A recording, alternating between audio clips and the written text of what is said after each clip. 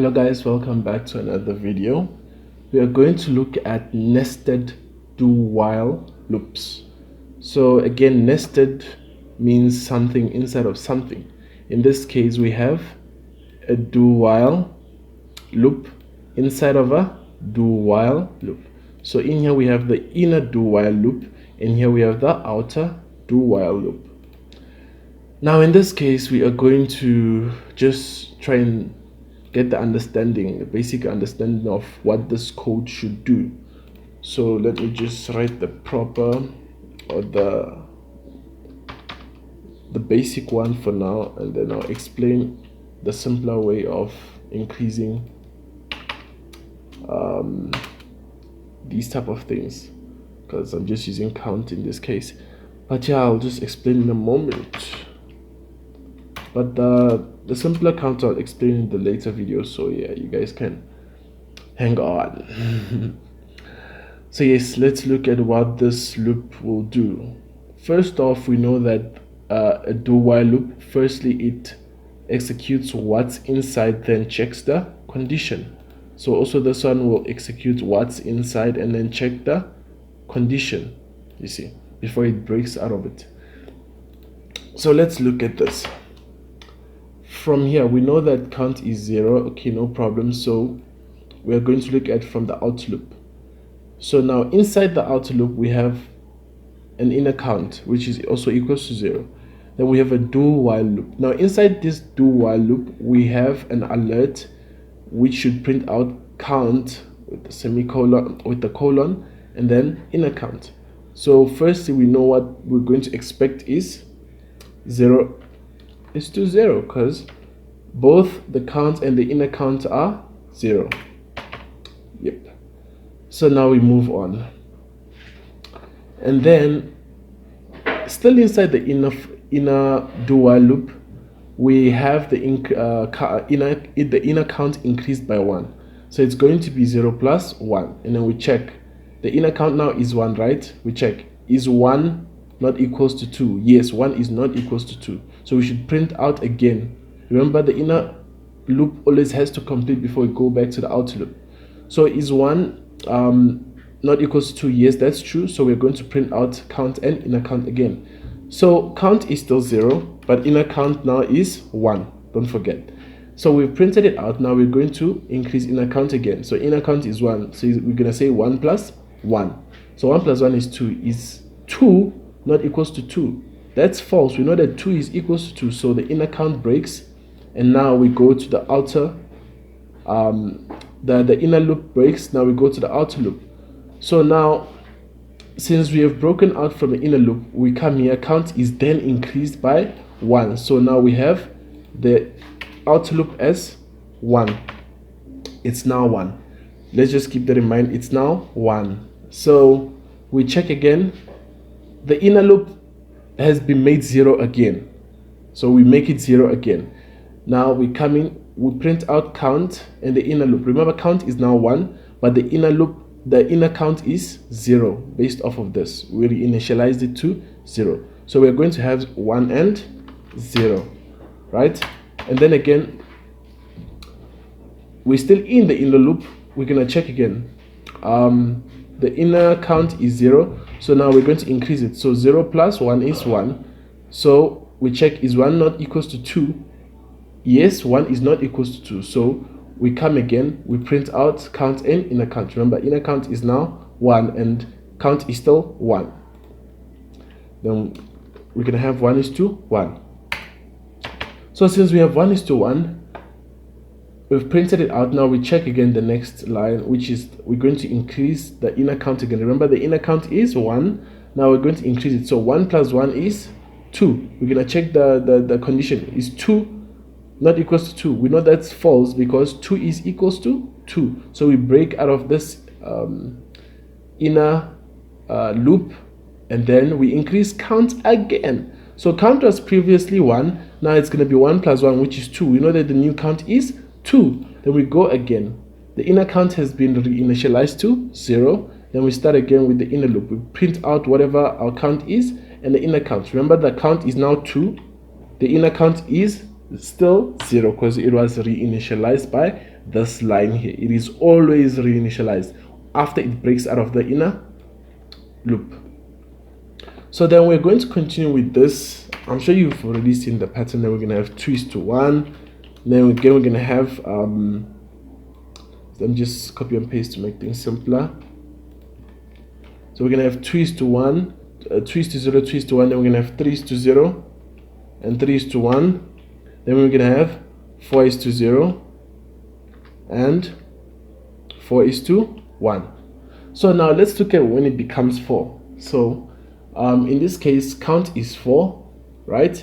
And then inner count was 1 also, and then we break out of the inner loop, and then we increase count by, remember count is now 4, so we're going to increase it by another 1. So 4 plus 1 is 5. We check the condition of the outer loop. Is count now not equals to 5? So is 5 not equals to 5? We know that's false because 5 is equals to 5. And then so what happens now is that we're going to break out of the outer loop. So we are done with the outer loops, and since we are done with the outer loop, it means that the code is done. We should get a display of all this, just this. So yes guys, I hope the logic makes sense and you understand it, but yeah, that's what the code should do. It should give us this output right here. So let me just run it and then we'll see what we get. So we should get this output, we should get that output. Okay, and then let's just wait for it to display. There we go. As you can see, 0 is to 0, 0 is to 1, 1 is to 0, 1 is to 1, 2 is to 0. So basically the same output that I tried to explain on the meta editor. So yes guys, that's how the nested do while loop works. You can even add more loops inside it. So for example, if I return here, you can add another loop inside here. You see, you can add another loop inside. So let's just add a simple, just a basic loop that just prints out, let's just say do while. I always like making it like this because it looks nicer for me. Yes.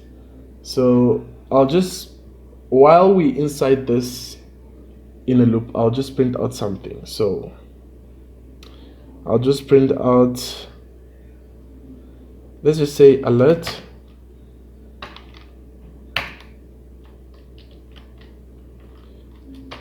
hello there. So I just wanted to print that out. And then yeah, let me just see. Yeah, the condition. I'm going to also now I'll have to also now create a new variable. I'll call it int, data type int. Let me say new count equals to 0. And then what I'm going to do is I'll say if new count is not equals to 1, right? So, and then I'll increase new count new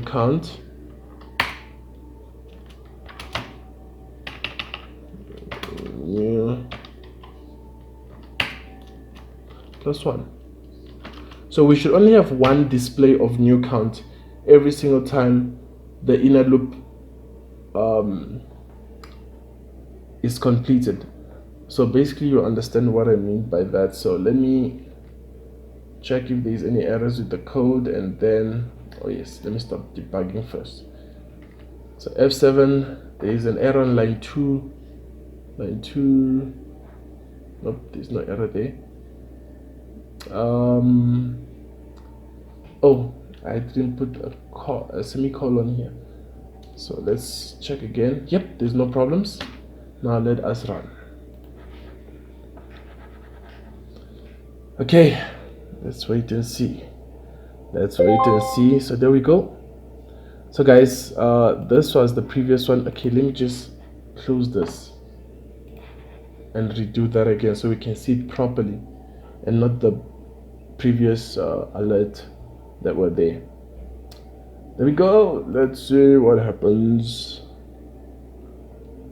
Let's see what happens. So there we go. So we check and then it prints out hello there. Check again, hello there. Check again, hello there. So basically, you see, you can even add another loop. You can even add another loop and it's gonna be printing and printing and printing. We can also make this print only once once the outer loop or the inner loop is broken out of. So we can even do that. How do we do that? Let me go back to the thing. So we can put this code right.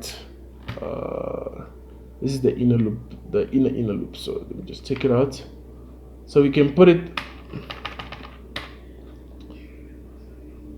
We can put it right here.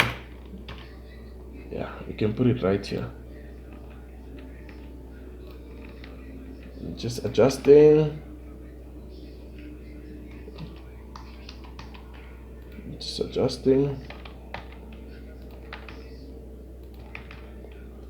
So let me just F7 this to check if there's any errors. F7. Then let me close this so we can get a new display. And then let's see. Let's see.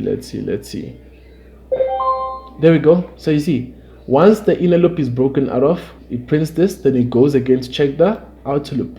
So yes guys, I hope it makes sense. So this is just how it is. So it's basically two loops inside the outer loop. And if you can try and go through this code from start to finish, you'll understand why it displayed the way it did previously. So yes guys, that's it from this video. I will see you guys in another video.